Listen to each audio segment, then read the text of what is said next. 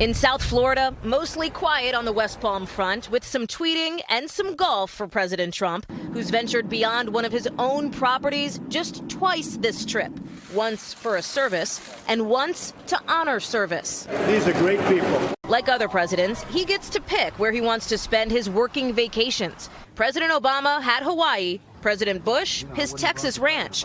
But unlike other presidents, Donald Trump picks places that he's profited from. And because he has not fully separated himself from his business, any government money spent there could ultimately end up in the president's pocket. Of his 342 days in office so far, he's spent 113 of them at a Trump-branded property.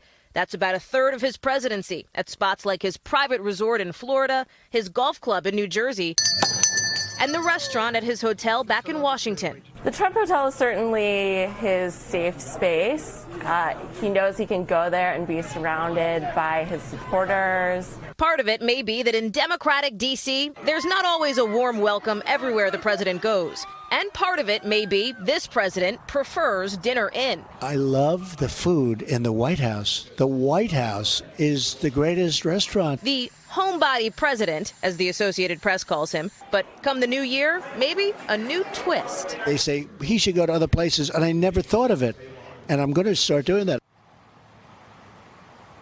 And something else is coming up for the president in 2018, a physical exam. We found out today set to be conducted in 2 weeks by a military doctor. This will be the first formal look at the president's health after his personal doctor during the campaign said Donald Trump would be, in his words, the healthiest individual ever elected to the presidency.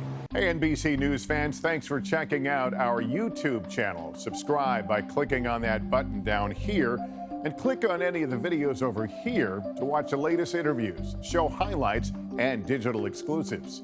Thanks for watching.